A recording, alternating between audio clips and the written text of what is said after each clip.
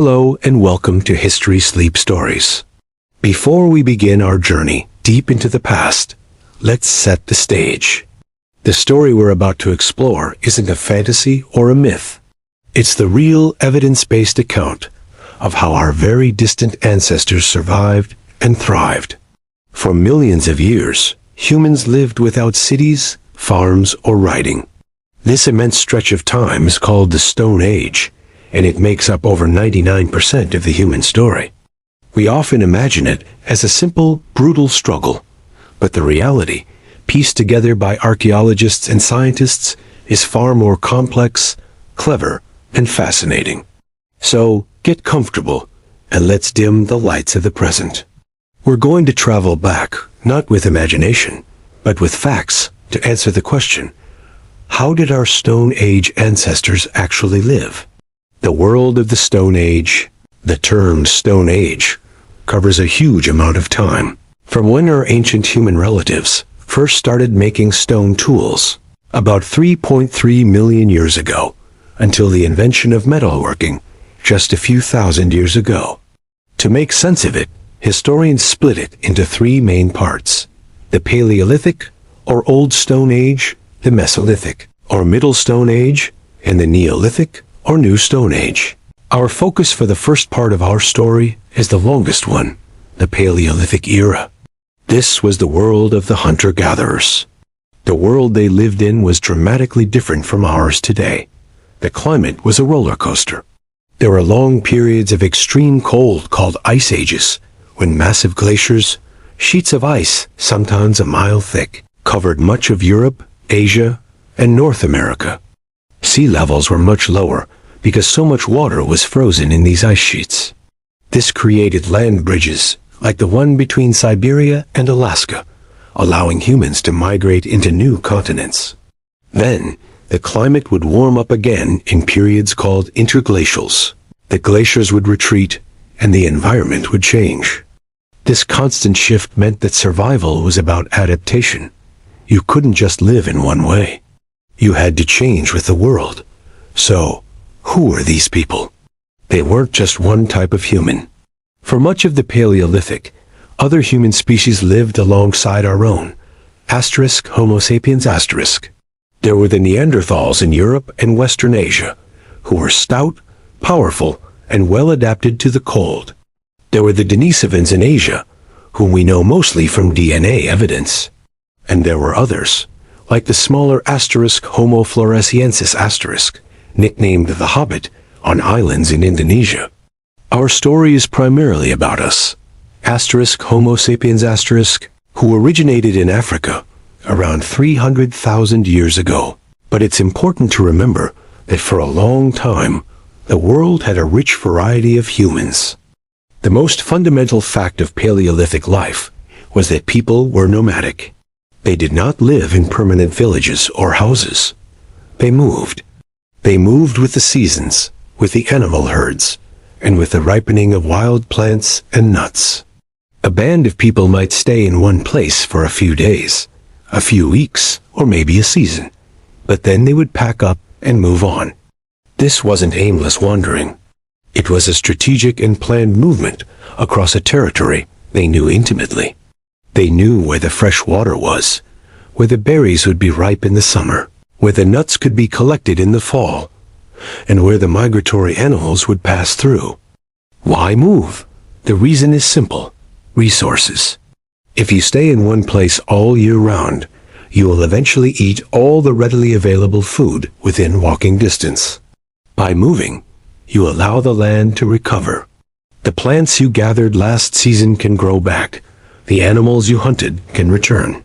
This lifestyle was sustainable. It was a way of living with the environment, not dominating it. The band's territory had to be large enough to support them throughout the entire year, and its size depended on how rich the environment was. In a place with lots of rivers, forests, and game, a territory could be smaller. In a harsher place like a desert or a tundra near the ice sheets, a band would need a vast area to find enough food. The social unit was the band. This wasn't a tribe of hundreds of people. A typical band consisted of maybe 20 to 50 people, most of whom were related to each other. This small size was practical. A larger group would be harder to feed and would exhaust the local resources too quickly. A smaller group might not have enough people to hunt large game effectively or to defend themselves. Life in the band was intensely social and cooperative. You knew everyone, and your survival depended on every single person. There was no room for selfishness in the way we might think of it today. Sharing food, helping with childcare, and working together on tasks were not just nice ideas. They were the rules you lived by to avoid death. The rhythm of life was dictated by the sun and the seasons. There was no concept of a work week or weekend. Each day was about meeting the basic needs of the group, finding food, water, and staying safe. This might sound like a constant, desperate struggle, but evidence suggests it wasn't. Some anthropologists who have studied modern hunter-gatherer societies estimate that these groups might only work, meaning actively forage and hunt, for 15 to 20 hours a week. The rest of the time was spent on tool-making, repairing shelters, socializing, storytelling, and resting.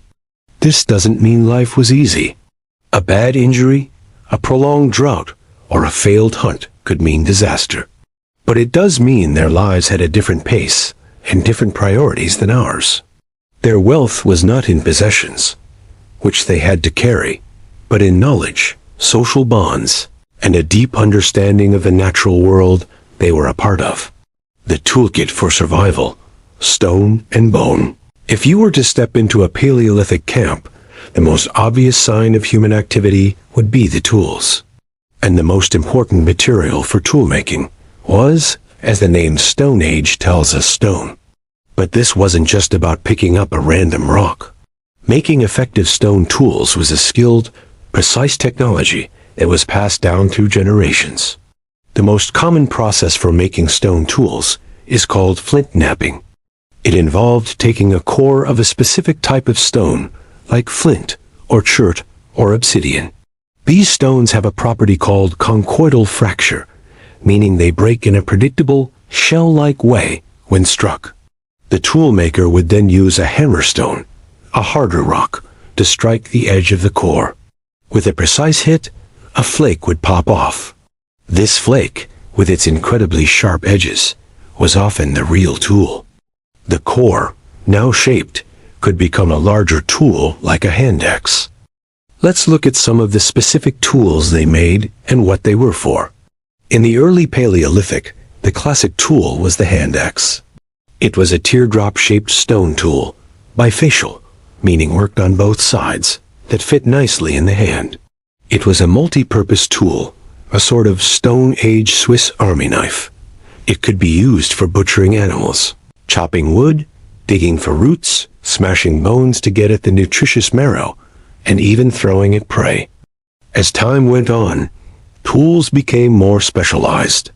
By the later Paleolithic, toolkits included blades, long, thin flakes that were used as knives for cutting meat and hide; scrapers, thicker flakes with a strong, rounded edge, perfect for scraping the fat and flesh off animal hides to prepare them for clothing or shelter; burins, chisel-like tools made from flakes, used for working bone and antler to carve them into points, needles, or awls; projectile points, carefully shaped points that were attached to spears. Later, with the invention of the spear thrower, called an atlatl, and much later, the bow and arrow, these points became smaller and more deadly. But the toolkit wasn't just stone. Our ancestors were masters of using every part of their environment. Bone, antler, and ivory were incredibly important. A deer antler, for instance, makes a great soft hammer for flint knapping because it's tough, but doesn't shatter the stone. Sharpened bone could be made into awls for punching holes in leather, or needles for sewing. Using plant fibers or animal sinew, the tough tendons from an animal's back, they could sew together fitted clothing from hides. This was essential for survival in cold climates. Imagine a well-sewn parka made of reindeer skin, with the fur on the inside for warmth. That was their technology. Wood was also a key material, though it rarely survives in the archaeological record. They made digging sticks, which were simple but vital for uprooting tubers and roots. They made spears, some of which have been found preserved in bogs, like the 400,000-year-old Schieningen spears in Germany, which are perfectly balanced for throwing. They likely made containers from bark or woven reeds, and they probably used animal skins or bladders as water bags. Making these tools was a skill that took years to learn. It required an understanding of geometry and physics, even if they didn't have those words for it. A master flint knapper knew exactly where and how hard to strike to get the flake they wanted. A failed strike could ruin a precious piece of high-quality stone that might have been carried for dozens of miles. This knowledge was a form of wealth. The tools themselves were valuable, but the ability to make them was even more so. Tools were often repaired and resharpened until they were too small to use. Nothing was wasted. This practical, ingenious, and ever-evolving toolkit was the foundation upon which our ancestors built their world, allowing them to turn the raw materials of nature into the means of their survival. The hunter's craft. The image of a Stone Age hunter facing a mammoth is a powerful one, but it's only a small part of the story.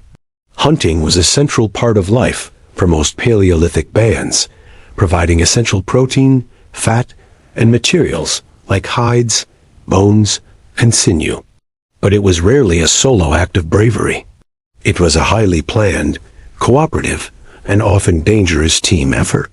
The prey depended entirely on the time and place. In the icy steppes of Europe during an ice age, the main targets were large herd animals like reindeer, bison, woolly rhinoceros, and mammoths. In the grasslands of Africa, it might be antelope, wild cattle, or wildebeest. In forested areas, they hunted deer, wild boar, and smaller game. Hunting wasn't just about the big, dramatic animals. It also included smaller, but still crucial, game like rabbits, birds, and even tortoises. The methods of hunting were diverse and clever. The simplest was ambush hunting, where hunters would hide near a waterhole or a trail and spear an animal as it passed by. But more common were complex, group strategies. One famous method was the game drive. Here, a large part of the band would work together. Some people, often including women and children, would act as beaters, making noise and waving branches to frighten a herd of animals towards a natural trap, like a swamp, a box canyon, or a river.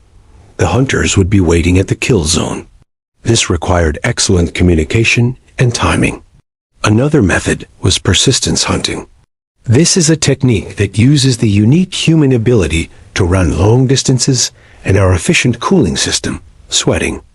A group of hunters would pick a large animal, like a kudu or an antelope, and simply start chasing it. These animals are much faster than humans in a sprint, but they overheat quickly. The hunters would track the animal at a steady trot, not letting it rest, keeping it moving in the heat of the day. After many hours, the animal would collapse from exhaustion and heat stroke, and the hunters could kill it. This method required incredible endurance and expert tracking skills. Weapons evolved over time. For most of the Paleolithic, the primary weapon was the wooden spear, sometimes with a sharpened, fire-hardened tip, and later with a stone point attached. Throwing a spear by hand has limited range and power. A major technological leap was the invention of the spear thrower, or atlatl. This was a wooden or bone rod with a hook on one end. The butt of the spear would sit in the hook. By using the atlatl as an extension of the arm, a hunter could throw a spear with much greater force and velocity, effectively doubling or tripling its range. This was a huge advantage. Much later, towards the very end of the Stone Age, the bow and arrow was invented, which was an even more revolutionary tool, allowing for silent, long-range hunting. Hunting was dangerous. A wounded bison or boar could easily gore or trample a hunter. A fall during a chase could mean a broken limb, which in a world without modern medicine could be a death sentence. The success rate was not guaranteed. This is why hunting was embedded in the band's culture and spirituality. Before a hunt, there might be rituals or ceremonies to ask for success from the spirits of the animals. After a successful hunt, there were often rituals of thanks. Many cave paintings of animals are thought to be part of these spiritual practices, a way to connect with the spirit of the prey, to ensure that the animals would continue to give themselves to the people. The kill was just the beginning. Butchering the animal was a skilled, communal task done at the kill site to avoid dragging the entire heavy carcass back to camp. Using their sharp stone tools, the hunters would skin the animal, carefully preserving the hide. They would cut the meat into manageable strips. They would break the long bones to get at the rich, fatty marrow inside, a crucial source of calories. They would take the brain, which could be eaten and was also used in tanning hides. They would collect the sinew for cordage and the bones for tools. Every single part was used. The meat was then carried back to camp, where it was shared among the entire band. The successful hunter didn't keep it for himself. His status came from being a good provider who shared his luck, strengthening the social bonds that kept everyone alive. The gatherer's knowledge, while hunting often gets the most dramatic spotlight, gathering was the steady, reliable foundation of the Paleolithic diet. In fact, in many environments, gathered plant foods provided the majority of the daily calories. This work was primarily, though not exclusively, done by women. The knowledge required for gathering was vast, complex, and just as critical to survival as the skill of the hunter. What did they gather? The list is enormous and changed with the seasons.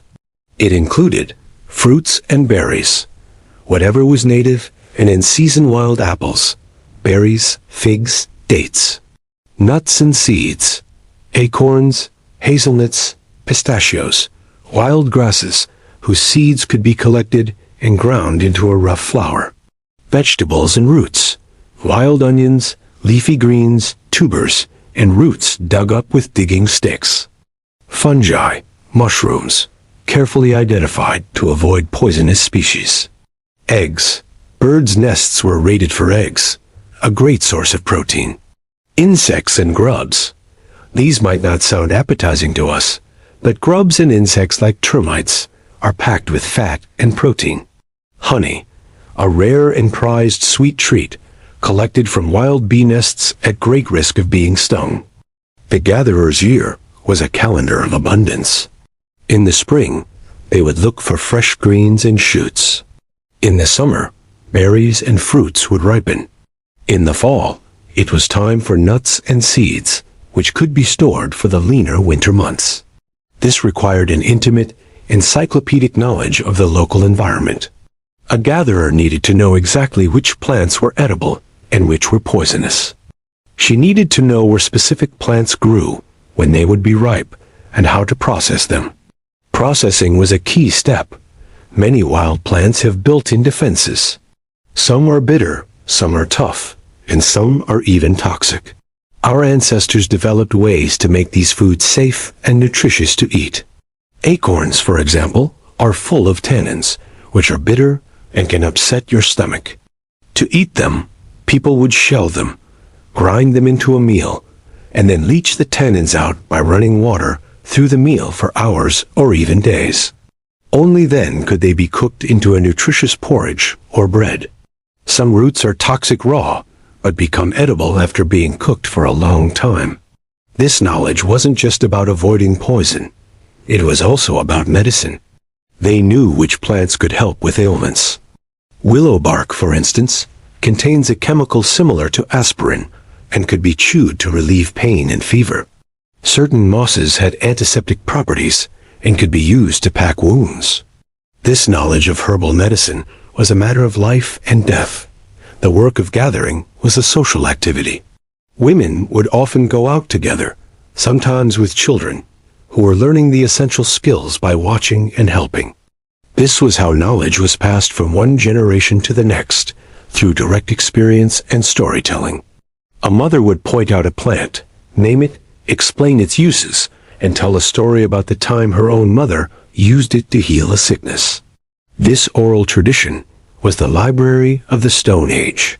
The division of labor between hunting and gathering was not about one being more important than the other. It was a highly efficient partnership. While the hunters were off on a risky, unpredictable pursuit that could bring in a large amount of food at once, the gatherers were providing a steady, daily supply of calories and nutrients. If a hunt failed, the band could still rely on the gathered foods to get by. This balance was the key to their resilience. The gatherer, with her deep, generational knowledge of the plant world, was the walking, breathing database of survival, ensuring that the band was fed, healed, and sustained day after day, season after season. Mastering the elements, fire and shelter. To survive the elements, the biting cold of an ice age, the rain, the wind, and the dangerous animals of the night, our ancestors had to become masters of their immediate environment. Their two most powerful tools for this were the control of fire and the building of shelters.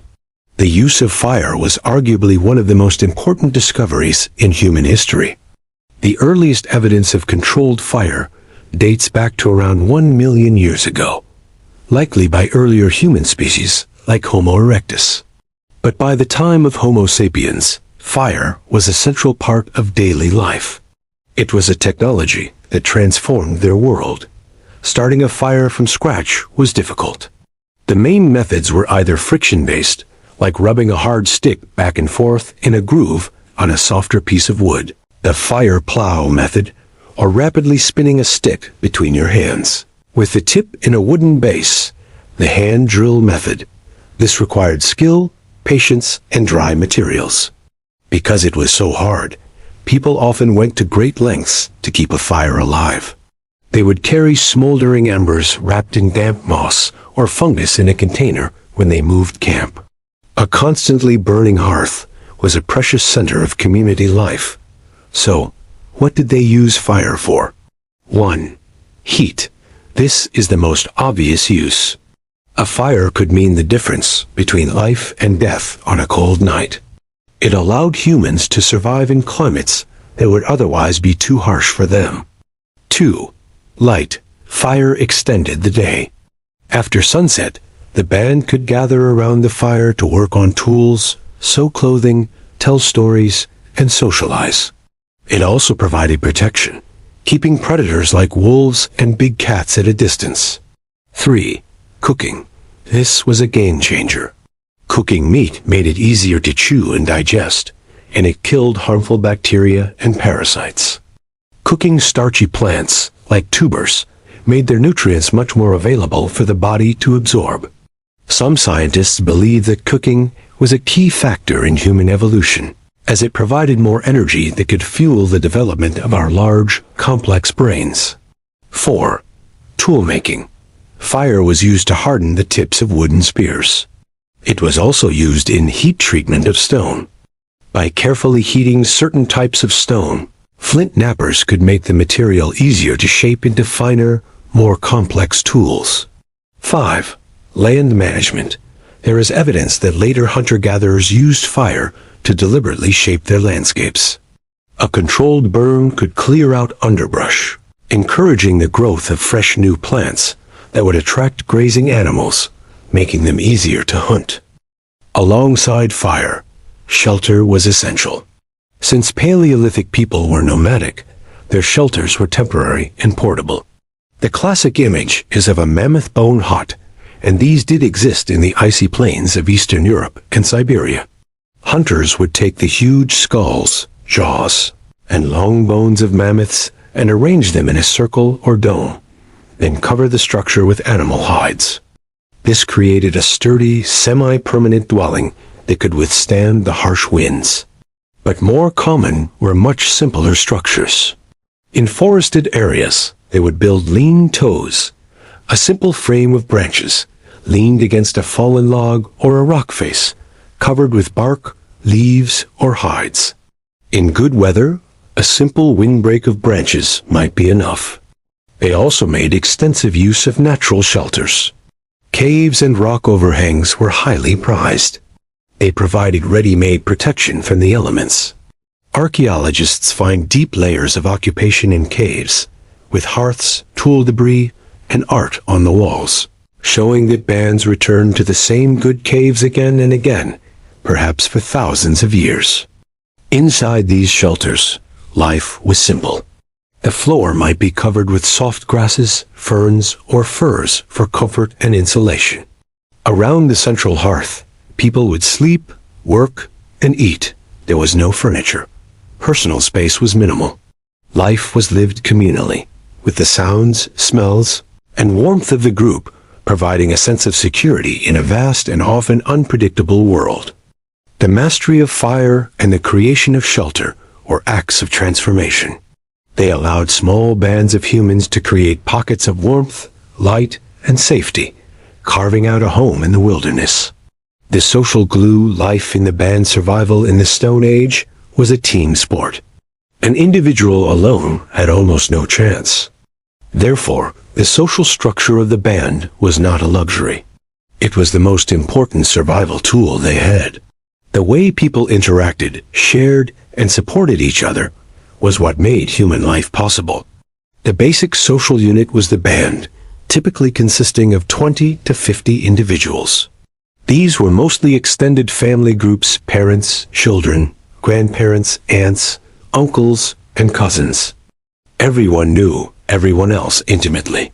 There was no formal leader like a chief or a king.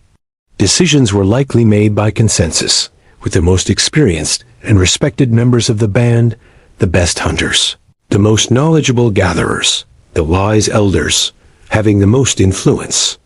This was an egalitarian society. While some people had more respect, there were no huge differences in wealth or power because there was no wealth to hoard. You couldn't own land or store vast amounts of food.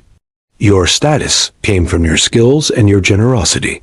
Sharing was not just encouraged. It was obligatory. The food brought in by a successful hunt was not the property of the hunter. It was shared with the entire band. This is called egalitarian sharing or reciprocal exchange. The logic was simple. Today you are lucky and bring in a deer, so you share it with me.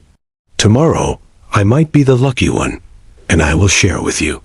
This system acted as a social insurance policy. It ensured that everyone, including the sick, the injured, the elderly, and children, got fed. A person who was greedy and refused to share would be ostracized, and being cast out from the group was essentially a death sentence. So, social pressure and the need to belong enforced these rules of sharing and cooperation. Childcare was also a communal effort. While the mother was the primary caregiver, especially for infants, the entire band helped raise the children. This is called alloparenting. Older siblings, aunts, uncles, and grandparents would all help watch, feed, and teach the children. This freed up the mothers to contribute to gathering and other tasks. For the children, it meant they were surrounded by a web of caregivers and teachers from whom they could learn the vast array of skills they would need to survive. The elders played a crucial role. In a society without writing, the elders were the living libraries. They held the memories of past events, the great drought that happened 50 years ago where the band found water, the location of a stand of nut trees that only bears fruit every 10 years, the stories and traditions that defined the group's identity. Their knowledge of complex plant lore, weather patterns, and animal behavior was invaluable. An elder was a repository of survival information, and caring for them was an investment in the band's collective memory and future. Social life revolved around the campfire. Evenings were for bonding. This was when people would work on tools, repair clothing, and cook food. But it was also a time for storytelling, singing, dancing, and talking. Stories were not just for entertainment. They were the vehicle for history, morality, and knowledge. A story about a hunter who was brave and shared his food taught children the values of courage and generosity. A story about a person who ate a poisonous plant served as a safety lesson. Music was also important. The oldest known musical instruments are flutes made from bird bone and mammoth ivory, dating back over 40,000 years. Rhythmic chanting, clapping, and dancing would have strengthened group identity and cohesion. Conflict did happen, of course. In such close quarters, disagreements were inevitable. But in a small group, where everyone depended on everyone else, conflicts had to be resolved quickly. Mediation by respected elders, gossip, and social pressure were the main tools for keeping the peace. Serious, violent conflict within the band was probably rare because it would threaten the survival of everyone. The social glue, the bonds of family, the rules of sharing, the respect for knowledge, and the rituals of community held the band together, turning a collection of individuals into a single resilient organism capable of facing the challenges of a wild world. The inner world, thought, art, and spirituality. For a long time, people imagined Stone Age humans as brutish creatures concerned only with survival. But the archaeological record tells a very different story. Our Paleolithic ancestors had rich inner lives, capable of abstract thought, stunning creativity, and complex spiritual beliefs. The evidence for this comes from one of the most breathtaking legacies they left behind, their art. The most famous examples are the cave paintings found in places like Lascaux in France and Altamira in Spain. These are not simple doodles. They are masterpieces. Using natural pigments like red and yellow ochre, a type of iron ore, manganese dioxide for black, and charcoal, they painted stunningly accurate and powerful images of the animals they lived alongside. Bison, horses, deer, mammoths, and lions. The artists understood perspective and movement. They often used the natural contours of the cave wall to give a three-dimensional shape to their paintings. Why did they paint deep inside caves, in places that are difficult to access, far from the light of day? It wasn't for home decoration. Most experts believe these paintings were part of religious or spiritual rituals. They might have been a way to connect with the spirit of the animals they hunted, a form of sympathetic magic meant to ensure a successful hunt. By painting an animal with spears in its side, they may have believed they were influencing the real hunt. The caves themselves might have been seen as sacred portals to a spirit world. But art wasn't only in caves. They also created small, portable art. These include the famous Venus figurines, small statues of women carved from stone, bone, or ivory, found across Europe. These figurines often exaggerate female features, large breasts, belly, hips, and thighs, while the faces and feet are often minimal. They likely represented fertility, both of humans and of the natural world. They may have been symbols of a mother goddess, or charms to ensure the survival and growth of the band. They also wore personal adornment. Beads made from shell, ivory, and bone have been found, some from tens of thousands of years ago. They would have been sewn onto clothing or worn as necklaces. This shows a desire for self-expression and a sense of aesthetics, a concept of beauty. They also used red ochre as a body paint, which may have had both decorative and ritual significance. This explosion of artistic and symbolic activity, which became especially pronounced around 40,000 to 50,000 years ago, tells us something crucial about the human mind. These people were not just surviving. They were thinking about their place in the universe. They were trying to explain the world around them, the mystery of life and death, the success of the hunt, the changing seasons. They had a concept of the supernatural. This cognitive ability to think symbolically, to represent something that is not physically present, is a cornerstone of modern human behavior. It's the foundation for language, for art, for religion, and for the complex culture that defines us. The ability to believe in something beyond the immediate physical need, to create beauty for its own sake, and to ponder the meaning of their existence, shows that our Stone Age ancestors were in every meaningful way fully modern humans. Their inner world was as complex and vibrant as our own, expressed not in words on a page, but in ochre on a cave wall and ivory in the hand. A lifetime in the Paleolithic, from the moment of birth to the moment of death. Life in the Paleolithic was shaped by the relentless demands and realities of the natural world. The journey of an individual's life was different from ours in almost every way, yet it was filled with the same universal human experiences: love, learning, joy, and loss. Childbirth was a dangerous time for both mother and baby. Without modern medicine, complications that are easily handled today could be fatal. Infant mortality was high. It's estimated that perhaps 25 to 50% of children died before their first birthday. Those who survived were cherished and were the focus of the entire band.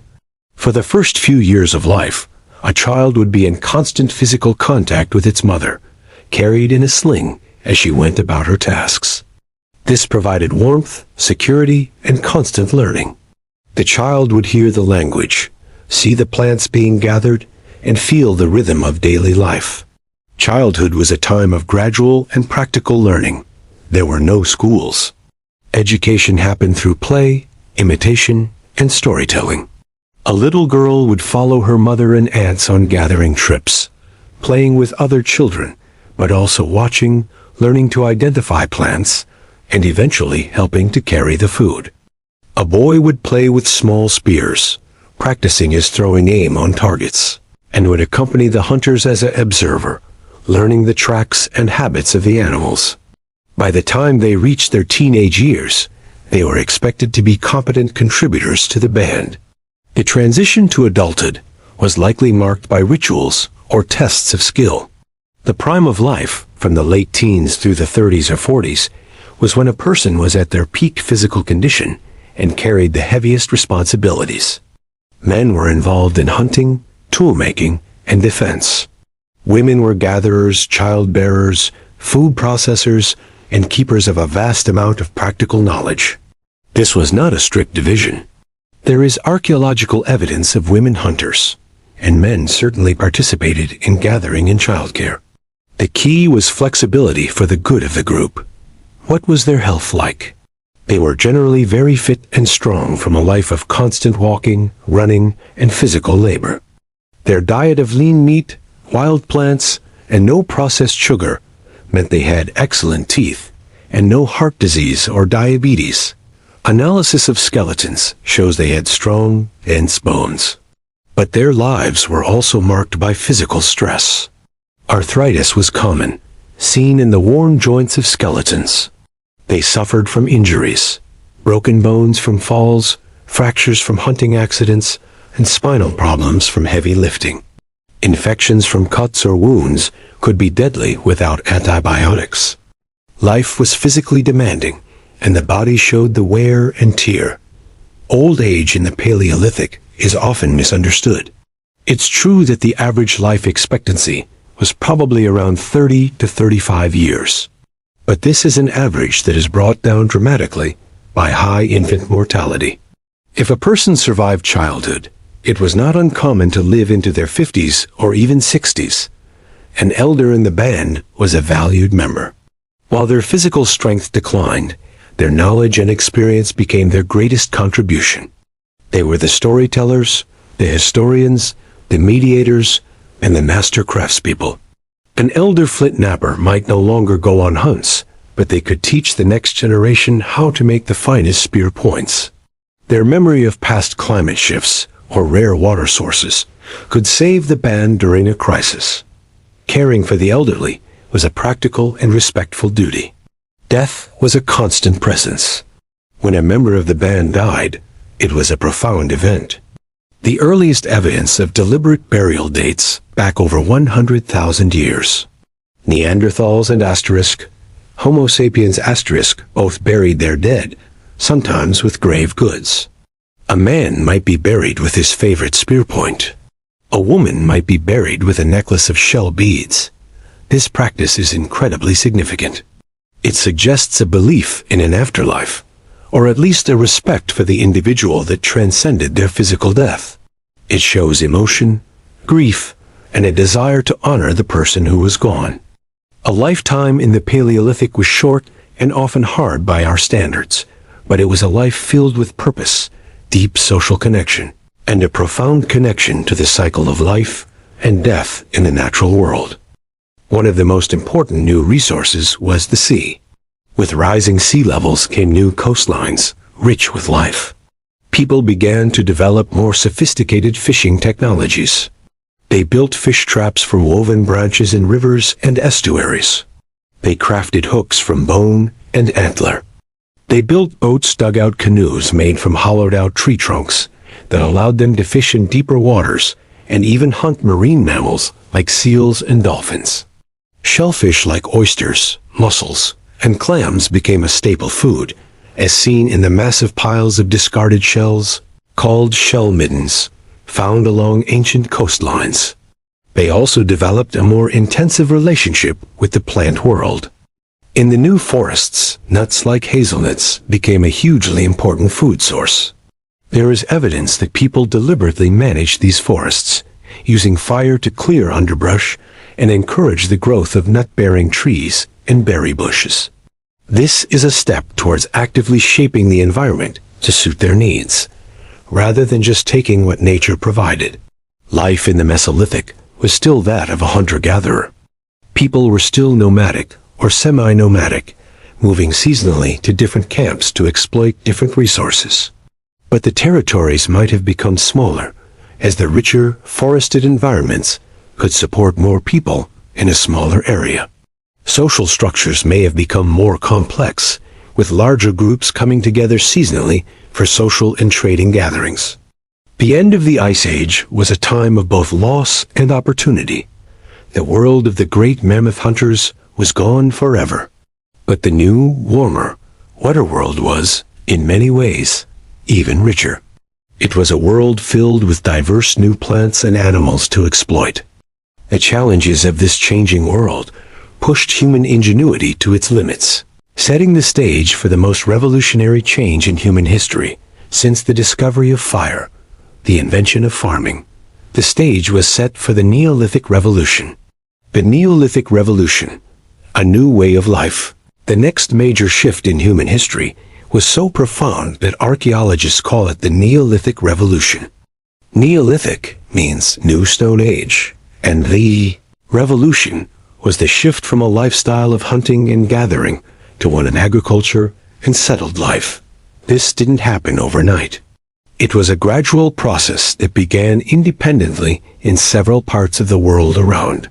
1200 years ago, starting in an area known as the Fertile Crescent, which stretches from modern-day Egypt through the Levant and into Turkey and Iraq. Why did people start farming? It wasn't because someone suddenly had a brilliant idea.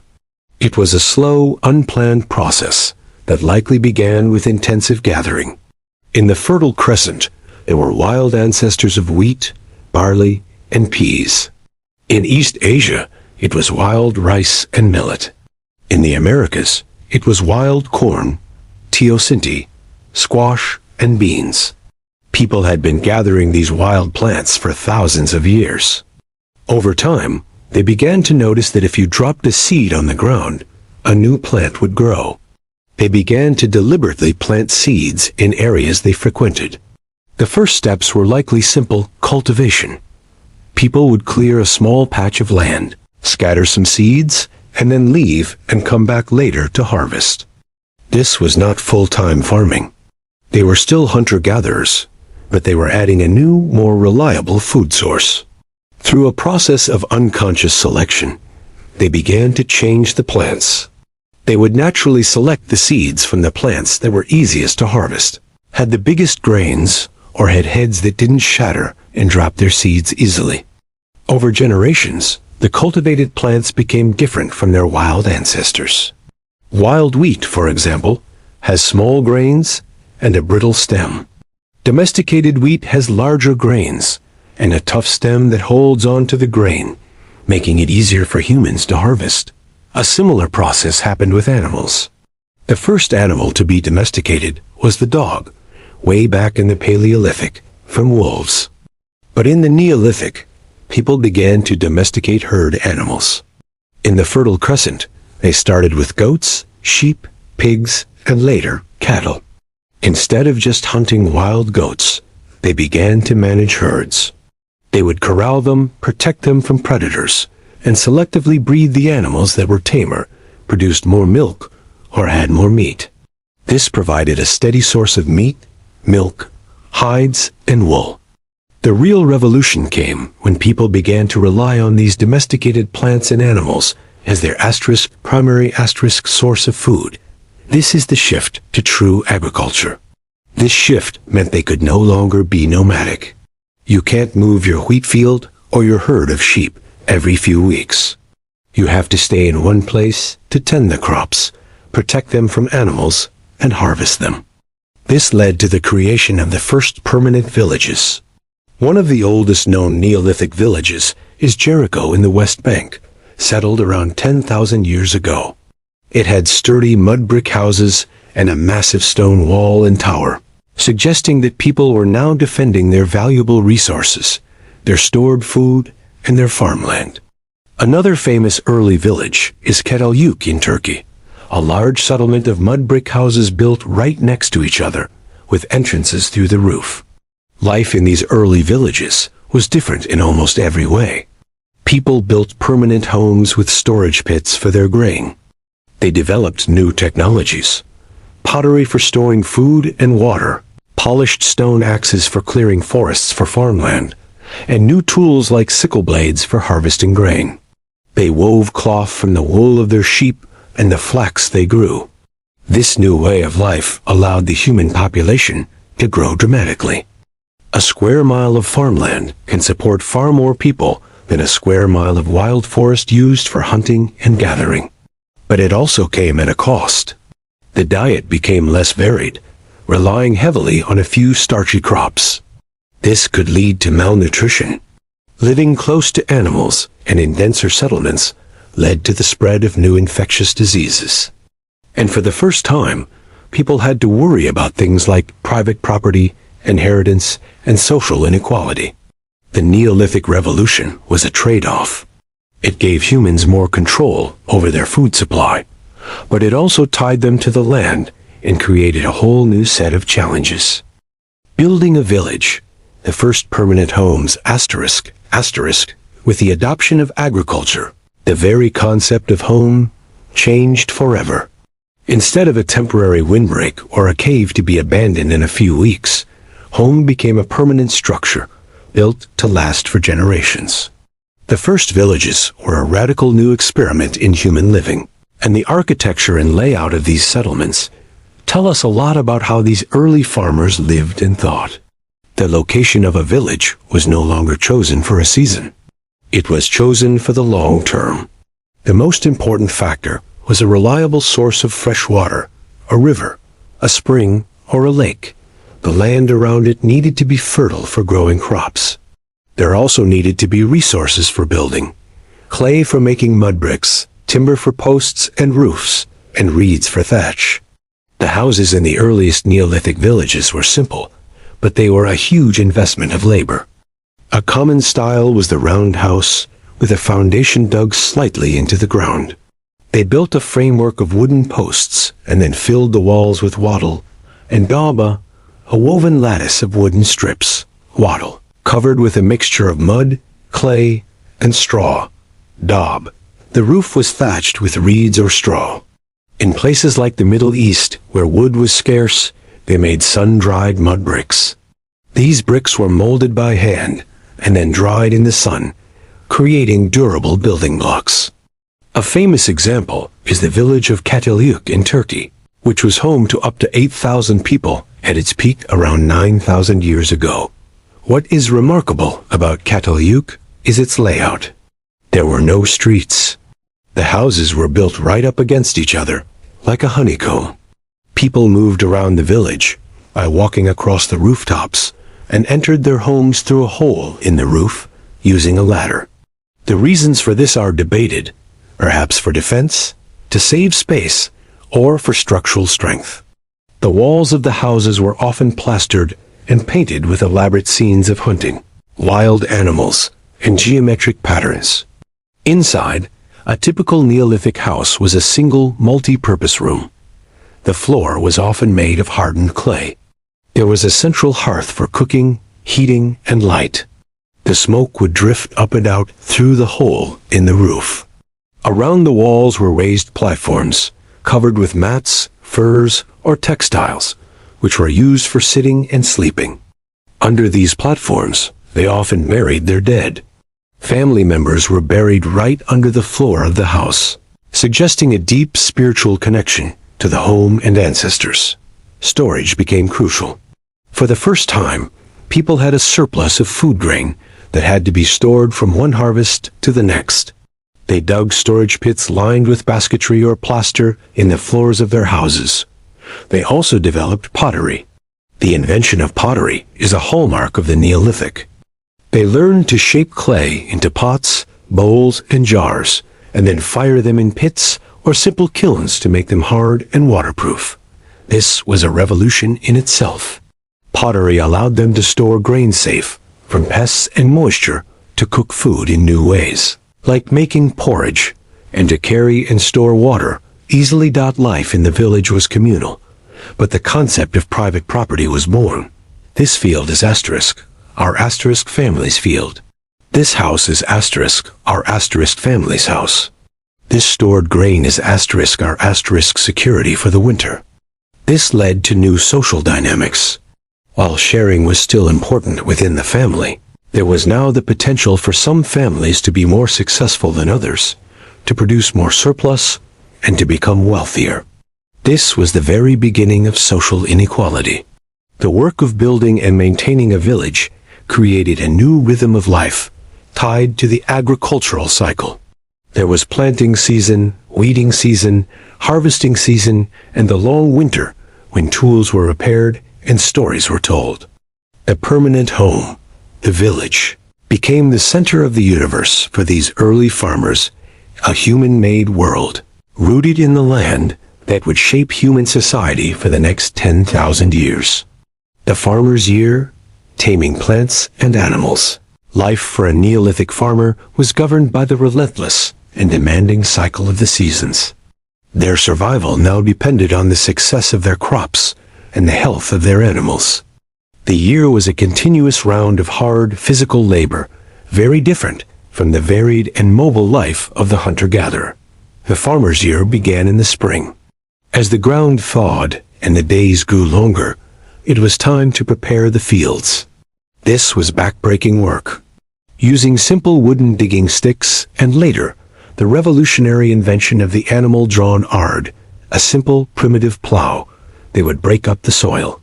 They had to clear the land of weeds and stones. Then, the precious stored seed was brought out and sown by hand, scattered across the prepared soil. This was a time of hope and anxiety. Would the rains come? Would the seeds germinate? Through the summer, the work was maintenance and protection. The crops had to be weeded constantly to prevent unwanted plants from stealing water and nutrients. Children were often given this task. The farmers also had to protect their fields from birds, insects, and wild animals like deer and wild boar. They might build simple fences or scarecrows, and someone would often have to keep watch. At the same time, the herds of sheep, goats, or cattle had to be tended. They were led to pastures to graze, watched over by shepherds, and brought back to the village fold at night for protection. The most intense and critical time of the year was the harvest, usually in the late summer or early fall. This was a race against time and weather. The grain had to be harvested at just the right moment but before it fell to the ground or was ruined by rain. The whole community would work together. Using sickles with sharp stone blades set in a wooden or bone handle, they would cut the stalks of wheat or barley. These stalks were tied into bundles and carried back to the village. Then began the processing. The grain had to be separated from the husk. The bundles were spread on a hard, flat area called a threshing floor. Animals, like oxen or donkeys, would be driven round and round to trample the grain, loosening the kernels from the stalks. Then, Using woven winnowing baskets, the farmers would toss the crushed stalks and grain into the air. The wind would blow away the lighter chaff, the husks and straw, while the heavier grains would fall back into the basket.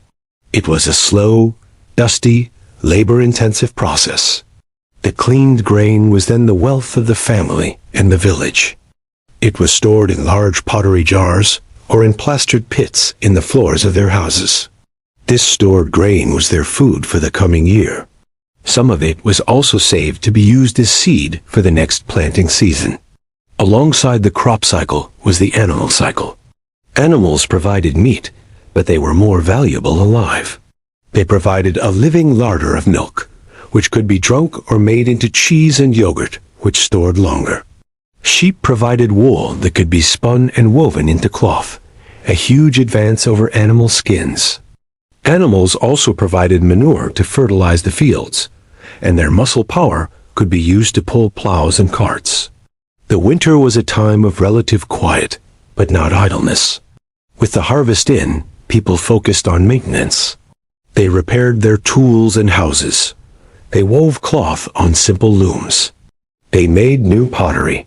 They butchered some animals for winter meat, as it was hard to feed the entire herd through the winter months. It was also a time for socializing, for ceremonies, and for passing on knowledge through stories.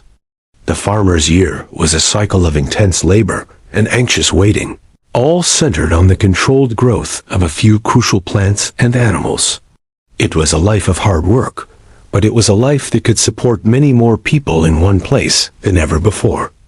A changing society, new problems, new solutions. The shift to a settled, agricultural life didn't just change how people got their food. It fundamentally transformed human society itself. It created new opportunities, but also introduced a host of new problems that hunter-gatherers never had to face. The solutions to these problems led to the invention of new social, economic, and political structures. One of the biggest changes was the concept of wealth and inequality. In a hunter-gatherer band, wealth was knowledge and social ties.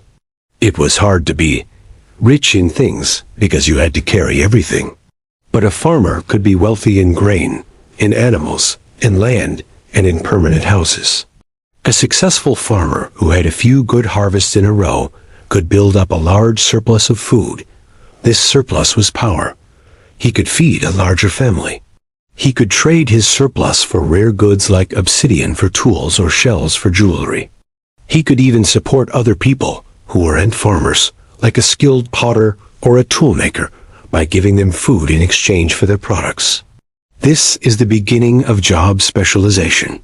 For the first time, there was a clear division between the haves and the have-nots. Some families had more land, more animals, and more stored food. Others had less. This economic inequality likely led to social inequality. The wealthier, more influential families probably began to have more say in village decisions. This is the seed from which chiefs and kings would eventually grow. Another new problem was conflict. Hunter-gatherer bands had large territories and could usually avoid each other if there was tension. But farmers were tied to their land, their field, their water source, their stored grain. This was their life. If a neighboring village had a bad harvest, they might be tempted to raid and steal food. To protect themselves, villages built defenses. We see this at Jericho with its massive stone wall and tower. People were now fighting over resources in a way they rarely did before. With more people living close together and living close to their animals, new diseases emerged. Diseases that originated in animals, like smallpox and measles, jumped to humans. Epidemics could sweep through a densely populated village. While the population as a whole grew, life for the individual farmer might have been harder and less healthy than that of a hunter-gatherer. Studies of Neolithic skeletons often show signs of nutritional stress, harder physical labor, and more infectious disease. To manage these new complexities, society needed new rules. Informal consensus wasn't enough for a village of hundreds of people. formal leadership structures probably developed. A council of elders or a single chief would emerge to make decisions, organize defense, and settle disputes. Rules about land ownership, inheritance, who gets your land and animals when you die, and trade had to be established. Religion also became more formal and public. In hunter-gatherer societies, spiritual beliefs were personal and centered on the band. In Neolithic villages, we see the first evidence of communal religious structures. At places like Göbekli Tepe in Turkey, which predates farming, people built massive stone circles with carved pillars, suggesting that different groups came together for large-scale rituals. In later villages, they built special shrines or temples. Religion may have been used to unite the community, to ask the gods for good harvests, and to legitimize the power of the new leaders. The Neolithic way of life was a package deal. It brought the security of a stored food surplus and the comfort of a permanent home. But it also brought social classes, warfare, epidemic disease, and hard, monotonous labor. Humans had traded one set of problems for another. They had built a new kind of society, one that was more complex, more hierarchical, and more powerful, setting the stage for the next great leap, the rise of cities, writing, and civilization. The legacy of the Stone Age. The Stone Age did not end with a bang, but with a whisper. It didn't end everywhere at once. In the Middle East, the Neolithic era gave way to the Bronze Age around 5,000 years ago, when people learned to smelt copper and tin to make bronze, a much harder metal for tools and weapons. But in other parts of the world, like Australia and the Americas, people continued to live as hunter-gatherers for thousands of years longer. The Stone Age is not a single event in our past. It is the long foundational chapter that makes up the vast majority of human history. So, what is the legacy of the Stone Age? What did our ancestors leave us, beyond the stone tools and cave paintings we find in museums? First and foremost, they left us our biology. Our bodies are adapted to a Stone Age world. Our brains are wired for the social dynamics of a small band, for face-to-face communication, and for a varied, active life outdoors. Many of our modern health problems, like obesity and anxiety, can be partly understood as a mismatch between our Stone Age biology and our modern, sedentary, high-stress lifestyle. They also left us the foundations of all human technology. Every modern machine, from a car to a computer, has its ultimate origin in the first stone tool. The principles of physics that a flint knapper used to shape a hand axe are the same principles that engineers use today. The invention of the needle, the spear thrower, the bow, the fishhook, and the boat, these were the groundbreaking technologies of their day. Perhaps their greatest legacy is our ability to adapt. The story of the Stone Age is a story of constant, successful adaptation to a changing world. When the climate shifted, they shifted with it. When animals moved, they followed or found new ones. When they entered new continents, they learned to live in new environments. This flexibility and resilience is a core part of the human spirit. They also left us art and the capacity for wonder. The cave paintings of Lascaux and the Venus figurines are not primitive scribbles. They are the birth of human culture. They show that we have always been creatures who need to create, to symbolize, and to find meaning in the world around us. The first music, the first stories, the first rituals all emerged in the Stone Age. Finally, they left us the social blueprint. The concepts of cooperation, sharing, childcare by the community, and respect for the elderly were not invented in modern times. They were the essential rules for survival in the Paleolithic band. While our societies have become vastly more complex, that deep-seated need for social connection and mutual aid remains at the heart of what it means to be human.